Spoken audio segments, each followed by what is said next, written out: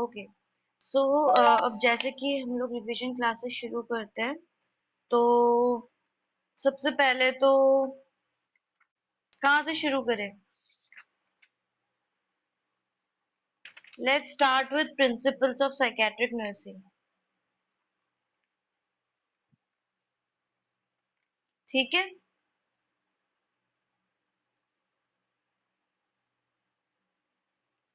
ये इम्पोर्टेंट है, एग्जाम्स में आते हैं। प्रिंसिपल्स ऑफ साइकेट्रिक नर्सिंग, किसी को याद है क्या है प्रिंसिपल्स?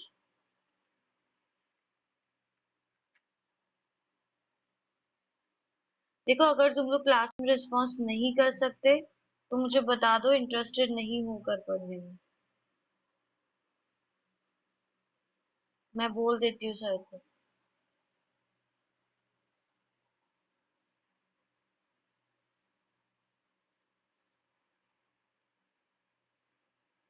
ठीक है, मैं क्लास एंड कर देती हूँ और आप लोग की एब्सेंट लगा देती हूँ। किसी को कुछ बोलना नहीं है, रिस्पॉन्स नहीं करना है तो।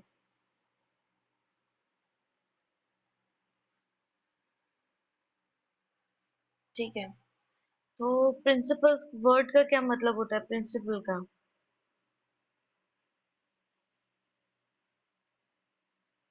हम्म, ठीक है। तो कुछ चीजें होती हैं जो कि आपको फॉलो करनी पड़ती हैं, ठीक है। चाहे अगर आप किसी पेशेंट को डील कर रहे हो, चाहे वो मेंटल हेल्थ मेंटली इल है या वो फिजिकली इल है, कोई भी पेशेंट है, तो किसी भी पेशेंट को डील करने के लिए आपके माइंड में कुछ कॉन्सेप्ट फिक्स होने चाहिए। ठीक है, जैसे कि सिद्धांत। तो वो चीज क्या होती है, फिक्स होती है ना। तो वो आपको पता होने चाहिए, और आपकी जो भी एक्टिविटी होगी वो उन प्रिंसिपल्स के बेसिस पर ही होनी चाहिए। ठीक है। तो अगर आपकी कोई भी केयर, कोई भी आपकी प्रैक्टिस, कोई भी एक्टिविटी अगर आपके प्रिंसिपल के बेसिस पे होती है, जो कि इसमें डिस्कस करेंगे अभी हम, तो वो प्रैक्टिस आपकी क्या मानी जाती है? एथिकली मॉरली करेक्ट मानी जाती है। ठीक है। सो कुछ चीजें हैं जो प्रिंसिपल्स हैं जो आपको माइंड में रखने हैं। ठीक है। तो तो इसमें सबसे पहला प्रिंसिपल क्या है? Accept the client exactly as he is. ठीक है। तो क्लाइंट का मतलब है यहाँ पे पेशेंट। तो कोई भी पेशेंट जैसा है आपको उसे वैसा ही एक्सेप्ट करना है। ठीक है। हर एक पेशेंट, कोई भी पेशेंट अगर आपके अंडर में आता है, ठीक है, या आप किसी भी पेशेंट की केयर करते हो, तो कभी भी किसी पेशेंट को जज नहीं करना है।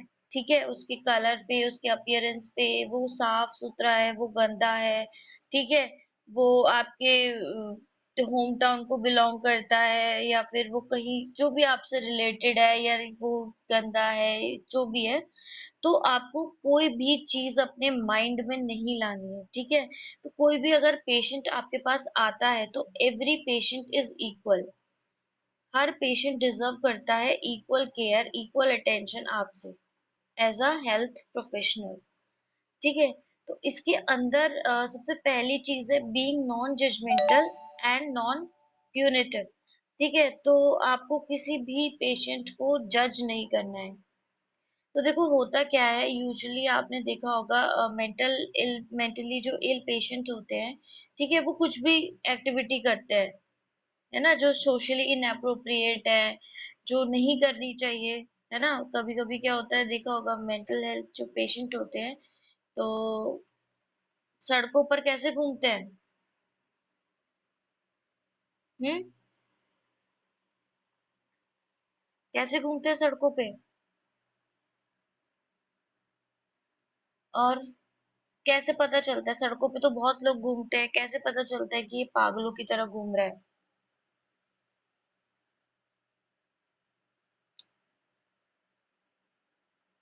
हम्म। और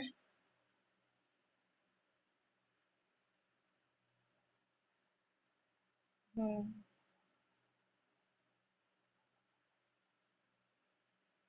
कपड़े नहीं पहने होते, है ना। सो एक चीज, जैसे अभी आपने बोला क्लाइंट, तो क्लाइंट वर्ड हम तब यूज करते हैं जब वो हमारे केयर के अंदर आता है। ठीक है, जो सड़कों पे घूम रहा है उसके लिए हम पे पर्सन या पर्सन ही यूज करेंगे। ठीक है, तो कोई साफ सुथरा है, कोई गंदा है, कोई अमीर घर से है, किसी ने अच्छे कपड़े पहने, गंदे कपड़े पहने हैं, तो इसके बेसिस पे हमें कभी भी अपनी केयर को नहीं जज करना है। ठीक है, तो हर एक पेशेंट बराबर है और हर एक पेशेंट एक अच्छी केयर डिजर्व करता है। ठीक है, तो ये आपका सबसे पहला प्रिंसिपल है। तो पहले प्रिंसिपल सबसे पहले क्या था? Accept the client exactly as he is. ठीक है, तो अपनी नोटबुक में सिर्फ हेडिंग हेडिंग आप लोग नोट करो। पहला प्रिंसिपल क्या है? Accept the client exactly as he is. इसके अंदर सबसे पहला है being non judgmental and non punitive. ठीक है, तो आपको अगर मान लो कि कोई भी पेशेंट मॉरली जो नहीं करना चाहिए, अगर वो कर रहा है, तो हमें पेशेंट को कभी भी एक तो सही और गलत नहीं करना है, और दूसरी चीज किसी भी पेशेंट को पनिश नहीं करना है। ठीक है, तो ऐसे पेशेंट कई बार जैसे आपने बताया पत्थर मारते हैं, ठीक है, या आपको कोई गाली दे देते हैं, तो इसका मतलब ये नहीं है कि वापस से तुम भी उठा के उसको थप्पड़ मार दो। ठीक है, तो आप लोगों को उनको जज नहीं करना है, आपको उनको पनिशमेंट नहीं देना है उनके किसी भी गलत उसके लिए। बिकॉज अगर उन लोगों में जजमेंट होता, ठीक है, तो वो कब वो मेंटली इल होते ही नहीं, है ना? वो सड़कों पे ऐसे धूप में बिना चप्पल के ऐसे घूम ही नहीं रहे होते। तो जब उनकी इंसाइट ही नहीं है, उनका जजमेंट ही नहीं है उनके पास, तो ऐसे में उनको पनिश करना इज नॉट राइट, है ना? तो ऐसे पेशेंट को एक तो आपको कैसा रहना है? Non judgmental and non punitive. ठीक है, उसके बाद सेकंड है सिंसियरिटी एंड पॉजिटिव इंटरेस्ट। तो जब भी देखो इसमें एक चीज याद रखना कि कोई भी अगर मेंटली इल पेशेंट है, ठीक है, तो आपके पास कोई भी डायग्नोस्टिक टेस्ट नहीं होता एग्जैक्टली कि आपने उसकी खून की जांच करी और आपको पता चल गया कि भाई इसको सिजोफ्रेनिया है या इसको बाइपोलर है, ठीक है, या ये सुसाइडल पेशेंट है इसको, या कोई भी अगर मेंटली इल पेशेंट होता है तो आप उसका एग्जैक्टली डायग्नोस्टिक टेस्ट करके नहीं पता लगा सकते, राइट?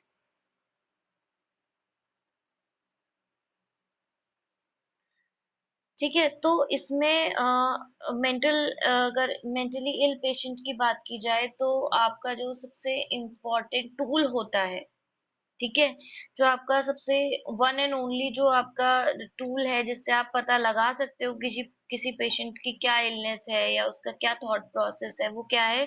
जब आप उससे बात करोगे, ठीक है, तो जब हम पेशेंट से बात करते हैं उसकी बातों से, उसके बोलने के तरीके से, उसके चलने के तरीके से, उसके आप जो बातें वो कर रहा है, ठीक है, या वो कैसे बात कर रहा है, कैसे क्या सोच रहा है, क्या सोच के बात कर रहा है, तो इन सब तरीकों से आप उसके बिहेवियर कैसा है, तो इन सब तरीकों से आप पता लगा सकते हो कि वो पेशेंट की मेंटल हेल्थ स्टेटस कैसा है, ठीक है, उसको किस एस्पेक्ट में उसको प्रॉब्लम है। ठीक है, तो इसमें जो दूसरा हमारा प्रिंसिपल का इस प्रिंसिपल का जो दूसरा पार्ट है वो क्या है? Sincerity and positive interest. तो पेशेंट कुछ भी बोल सकता है, ठीक है, तो आपको उसमें बीइंग नॉन जजमेंटल आपको क्या करना है? उसकी बातें सुननी है पेशेंटली, ठीक है, तो वो चाहे इधर उधर की कोई भी बात करे, आपको पहले उसकी बातें सुननी है, पॉजिटिव इंटरेस्ट दिखाना है। ठीक है, तो ऐसे नर्स नहीं बनना है कि पेशेंट आया और पेशेंट कुछ भी बोल रहा है ना, आपने नोट करा, उसके बाद चलो दवाई दे दी और चलते बनो। ठीक है, तो एक तो हमारा इसमें प्रोफेशन ऐसा है, स्पेशली अगर मेंटल हेल्थ की बात की जाए, तो आपको उसको पेशेंटली आपको उसको सुनना है, आपको उससे बात करनी है, ठीक है, उसको उल्टा एनकरेज करना है कि वो ज्यादा से ज्यादा बातें करे, अपनी लाइकिंग्स बताए, अपनी डिसलाइक्स बताए।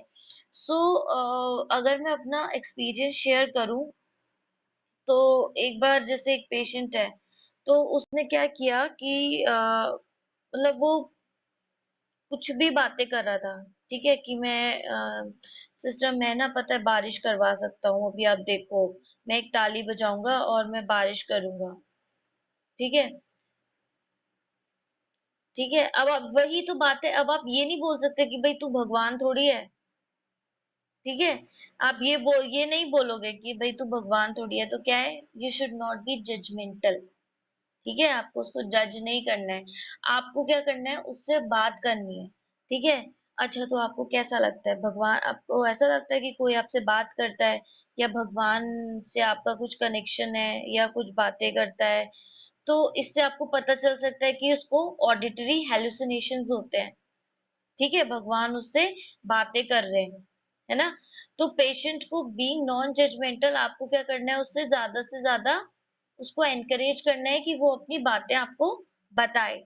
ठीक है, तो और इसमें क्या है, एक तो बातें हो गई, दूसरा उसका बिहेवियर पैटर्न। ठीक है, तो बिहेवियर पैटर्न, ऑटिज्म पढ़ लिया तुम लोगों ने? ऑटिज्म पढ़ा, ऑटिज्म?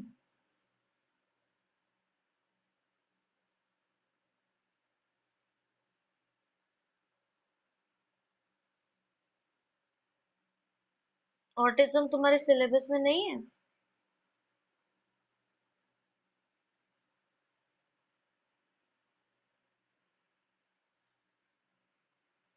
सिलेबस में है या नहीं है?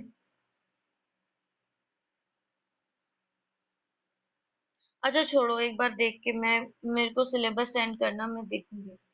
ठीक है, तो अब देखो एक चीज मुझे बताओ कि अगर कोई पेशेंट डिप्रेस होगा, तो उसकी एक्टिविटीज कैसी होंगी, उसका बिहेवियर कैसा होगा?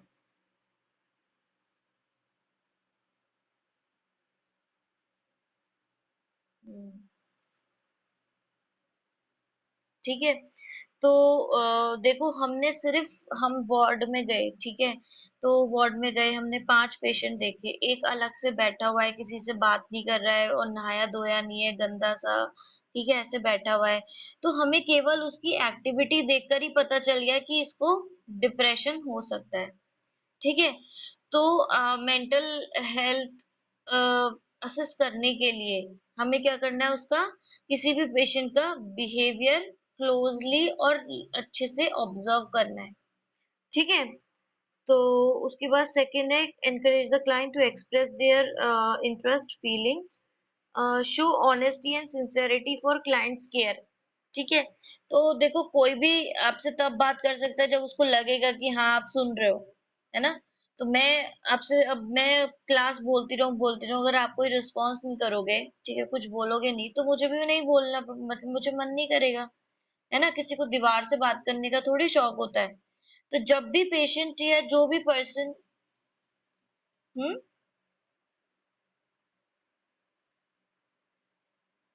हाँ, ठीक है, तो आपको देखो, आप खुद भी अगर किसी से बात कर रहे हो और वो अपने किसी फोन में लगा हुआ है, या कुछ और कर रहा है ना, तो आप भी उससे कितनी देर तक बात करोगे, आपको खुद ही लगेगा कि यार इससे बात करने का कोई फायदा नहीं है, तो सुन ही नहीं रहा है ना। तो जब भी कोई पेशेंट आपको कोई चीज बता रहा है, स्पेशली अगर डिप्रेशन का पेशेंट है, ठीक है, तो अब वो अपनी, यूजुअली जो डिप्रेशन के पेशेंट होते हैं वो अपनी बातें नहीं बताते।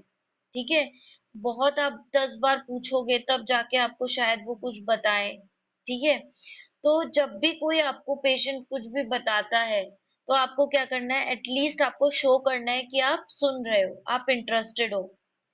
ठीक है, चाहे आपको बोरियत हो रही है, चाहे उसकी बातों का कोई सेंस नहीं बनता, बट स्टिल आपको क्या करना है, शो करना है अपना इंटरेस्ट, ऑनेस्टी के साथ उसकी बातें सुननी है। ठीक है, अब सपोज वही सेम चीज है, अगर हॉस्पिटल में आप केयर करने गए हो, मतलब आपके, नॉट केयर करने, मतलब आपका कोई नोन है जो एडमिट है ना, या आप खुद पेशेंट हो, अब आप बोले जा रहे हो, या कोई आपकी सिस्टर या डॉक्टर कोई सुन ही नहीं रहा है ना, तो आपको कितना फ्रस्ट्रेशन होगा। तो सेम चीज है, अगर कोई पेशेंट आपसे कुछ भी बात कर रहा है, तो आपको क्या करना है, उसको सुनना है अच्छे से। उसके बाद देखो, accepting his fears as real to him. ठीक है, तो अब तुम्हारे लिए कॉकरोच से डरना नॉर्मल हो सकता है, तुम्हारे लिए पानी, सपोज अगर पानी से लेके चलो, तो अगर किसी को वाटर फोबिया है, ठीक है, पानी से डर लगता है, तो अब तुम्हारे लिए वो नॉर्मल है, तुम स्विमिंग पूल में जा सकते हो, तुम पानी में आराम से खेल सकते हो। लेकिन एक तरफ एक पेशेंट है जिसको फोबिया है, ठीक है? तो उसके उस फियर को तुम्हें एक्सेप्ट करना पड़ेगा, ठीक है? क्योंकि इट इज अ डिसऑर्डर, है ना? फोबिया क्या होता है? हाँ, तो नॉर्मल फियर और फोबिया में क्या अंतर है?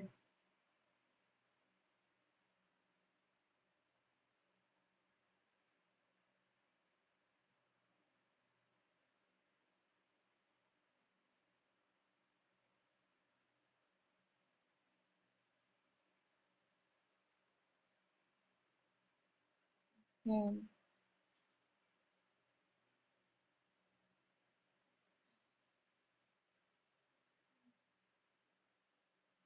हम्म। ठीक है, तो इसमें हम दो वर्ड यूज कर सकते हैं, एक तो एक्सेसिव हो गया और दूसरा हो गया इरेशनल, ठीक है? जिसका कोई कारण नहीं है। समझ रहे हो? अब अगर छोटा सा तालाब है, कोई गहरा तालाब नहीं है, तो छोटा छोटा मोटा कोई ऐसी तालाब है, उसको देख करके किसी की इतनी हालत खराब हो जाए कि उसे चक्कर ही आ जाए, ठीक है? उसको बोल सकते हैं।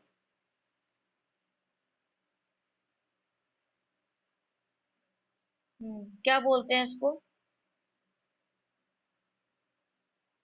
ब्लड फोबिया नहीं बोलते। क्या बोलते हैं?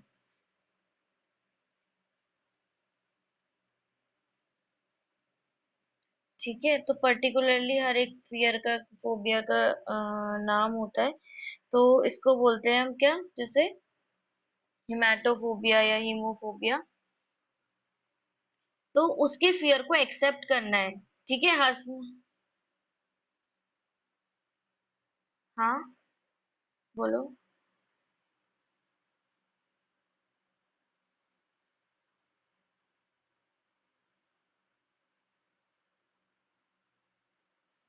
नहीं, ये देखो, कोई भी चीज अगर आपकी सिर्फ हमारी दो बीमारियां होती हैं, है ना? तो एक जो हमें फिजिकली अफेक्ट कर रही है, एक जो मेंटली है, जो थिंकिंग से रिलेटेड है ना? तो देखो, ब्लड आपको कोई उछल के आपके ऊपर तो आ नहीं रहा, है ना? आपको कोई चोट तो लग नहीं रही ब्लड को देख के, है ना? उसमें से कोई बदबू तो आ नहीं रही कि आप चक्कर खा के गिर जाओ। तो ये जो सारी चीजें हो रही हैं, ये कहाँ पे हो रही है? हमारी सोच में हो रही है। तो कोई भी इलनेस अगर हमारी थिंकिंग से रिलेटेड है, ठीक है, हमारे इमोशन से रिलेटेड है। देखो, एक चीज याद रखना, हमारी जो मेंटल इलनेस होती है, ये तीन चीजों की होती है, ठीक है?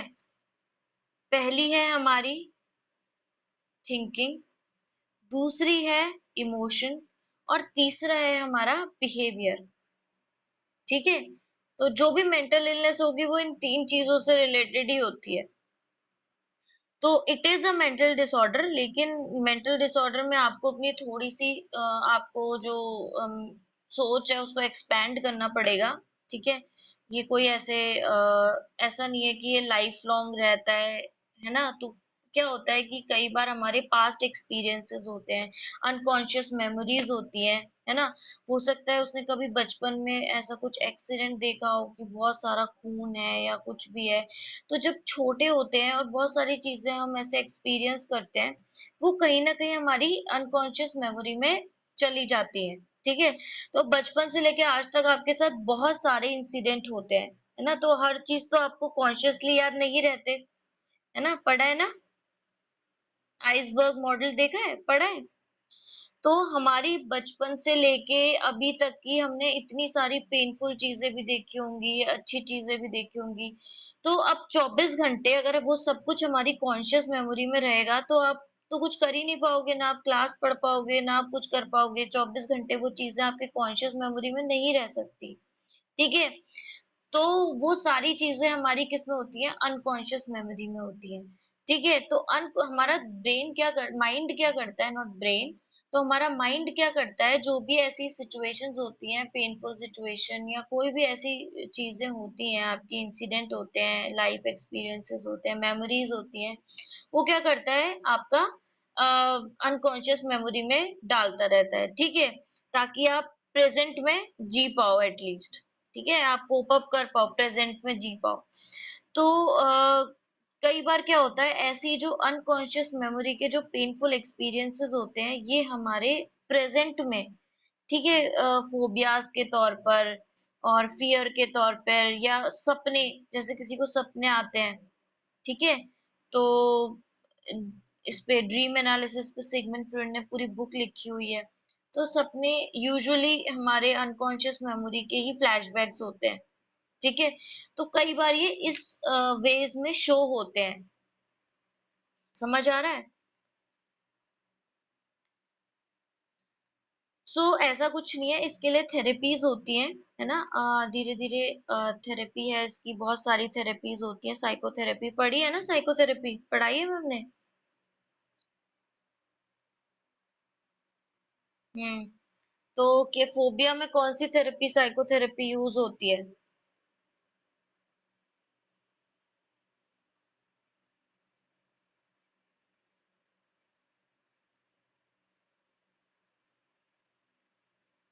देखो, कोई भी चीज है, कोई भी टॉपिक जब आपको पढ़ाया जाता है तो उसको रटो मत, उस चीज को समझो। अगर समझोगे तो तुम लोगों को बहुत इजी होगा लिखने में, और वो चीजें इंटरेस्टिंग भी लगेंगी, ठीक है।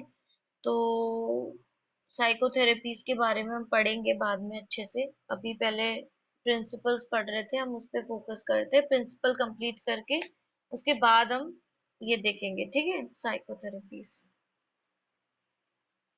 तो उसके बाद क्या है, आपका दूसरा प्रिंसिपल जो है, self understanding will be used as a therapeutic tool. तो देखो, साइकेट्री में अगर बात की जाए, तो जब तक आप इंट्रोस्पेक्शन, इंट्रोस्पेक्शन मतलब, इंट्रो मतलब खुद में, इस इंट्रो मतलब होता है सेल्फ, खुद के अंदर का, इंटरनल। और इंस्पेक्शन मतलब ऑब्जर्वेशन।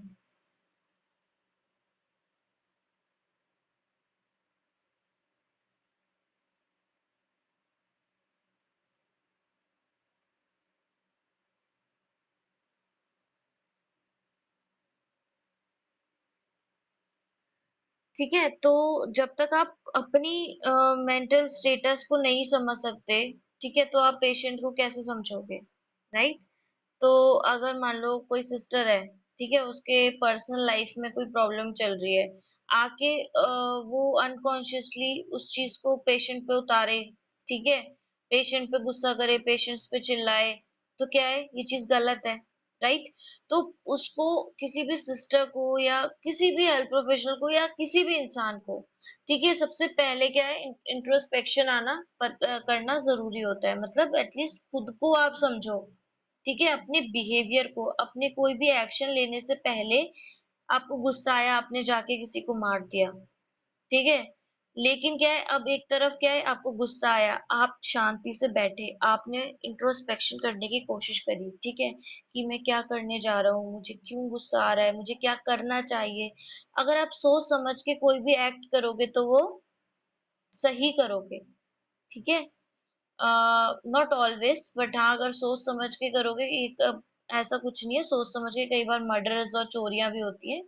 तो कई बार क्या होता है कि अगर आपका कॉन्शियस सही है और आप सोच समझ के एक्ट करते हो, तो वो ज्यादा बेटर होता है, इंस्टेड ऑफ रिएक्टिंग एकदम इंस्टेंटली। ठीक है, किसी ने गाली दी, आपने जाके उसका मुंह तोड़ दिया, तो ये चीज गलत है, ठीक है। तो कई बार क्या होता है कि पेशेंट को समझने के लिए, ठीक है, आपको खुद को समझना इम्पोर्टेंट होता है। So self understanding will be used as a therapeutic tool. तो पहला प्रिंसिपल था, accept the client exactly as he is, इसके अंदर था बीइंग नॉन जजमेंटल, सिंसियरिटी और पॉजिटिव इंटरेस्ट से उसकी बात सुननी है, ठीक है, लिसनिंग, उसको सुनना है अच्छे से। और दूसरा प्रिंसिपल है हमारा, इसकी जो मैं हेडिंग्स बता रही हूँ इसको लिखते रहना, ठीक है। तो दूसरा प्रिंसिपल है, self understanding will be used as a therapeutic tool, ठीक है। उसके बाद तीसरा प्रिंसिपल है हमारा, ensure client security by consistency, consistency behaviour. तो देखो, एक चीज होती है। हाँ, बोलो, बोलो। ठीक है, तो देखो हमारा थेराप्यूटिक टूल की अगर बात की जाए तो थेराप्यूटिक मतलब होता है रिलेटेड टू ट्रीटमेंट। ठीक है।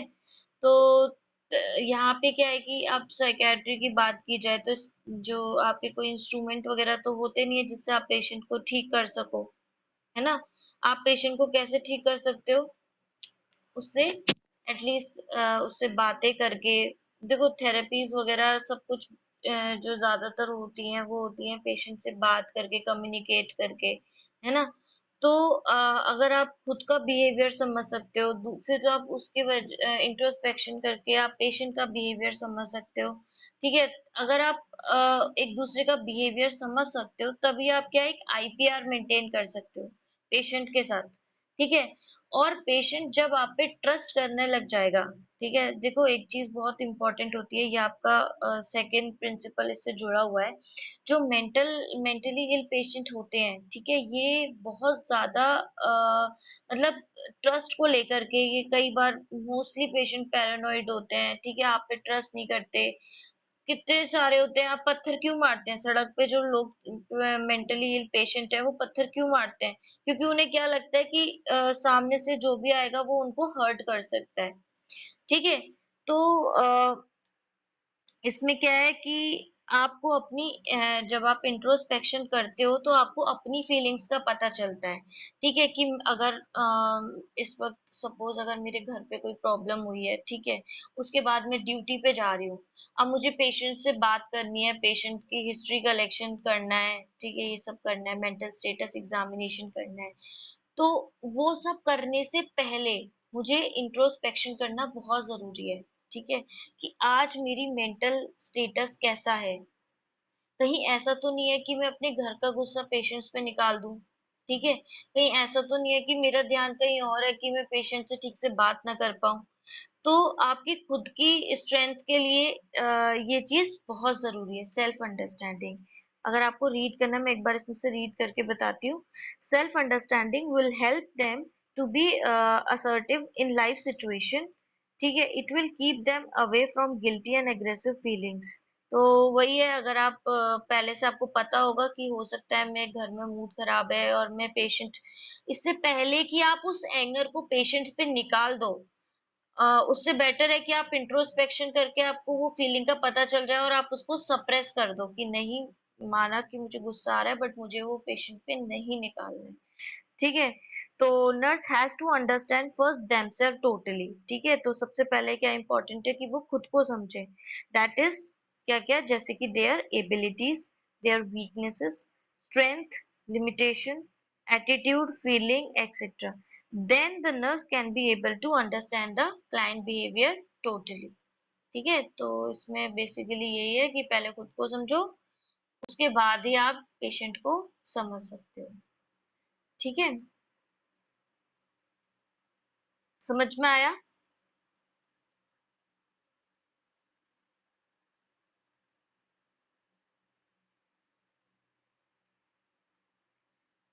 ठीक है। उसके बाद क्या है? Ensure client security by consistency behaviour. तो जैसे कि मैंने अभी बताया था, मेंटल हेल्थ पेशेंट जो होते हैं, मेंटली इल पेशेंट जो होते हैं, वो पत्थर मारते हैं। ठीक है। आपसे बात नहीं करेंगे, कभी कभी एग्रेसिव हो जाते हैं, वायलेंट हो जाते हैं। ठीक है। बात नहीं करते, झूठ भी बोल देते हैं। तो ऐसे में बहुत जरूरी है कि एक उनको कंसिस्टेंसी मिले। ठीक है। अब देखो क्या होता है कि ये चीज आप खुद भी नोटिस करते हो। आपका सपोज अगर एक सब्जेक्ट है, ठीक है, आपका मेंटल हेल्थ है। अब उसको डेली 10 टीचर आके पढ़ाए, कभी एक आज एक क्लास मैंने ले ली, कल एक क्लास कोई दूसरी टीचर ले, परसों दूसरी टीचर ले, तो आपको क्या होगा? कंफ्यूजन होगी, है ना।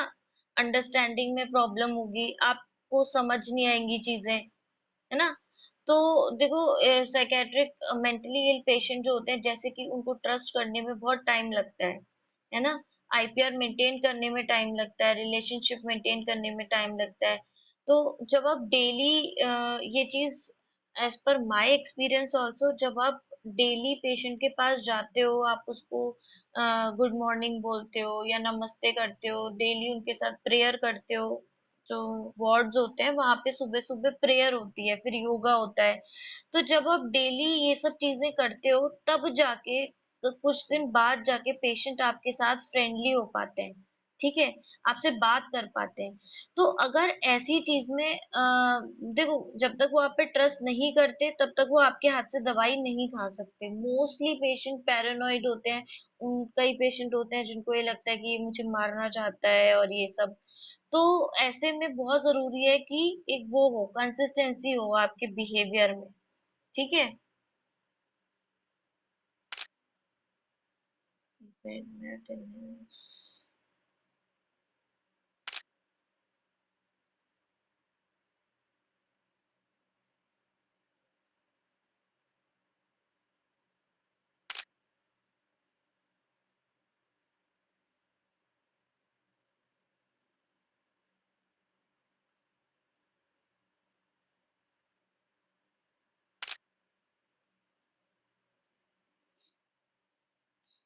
ओके, सो ऐसे में बहुत जरूरी है कि आपका जो बिहेवियर है, जो चीजें हो रही हैं वो कंसिस्टेंट होनी चाहिए, ठीक है।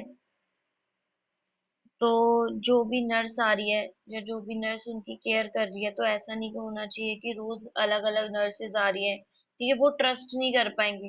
हर किसी के हाथ से दवाई नहीं खाते। स्पेशली देखो क्या होता है कि पेशेंट्स में, मेंटली इल जो पेशेंट होते हैं उसमें एक फिनोमेना जो देखा गया है वो है चीकिंग। चीकिंग क्या होता है? चीकिंग क्या होता है? बताओ।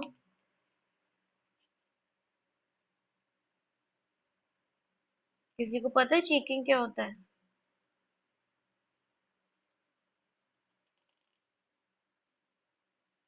हम्म, हाँ बोलो। नहीं, देखो चीकिंग मतलब, चीक का मतलब क्या होता है? गाल, है ना।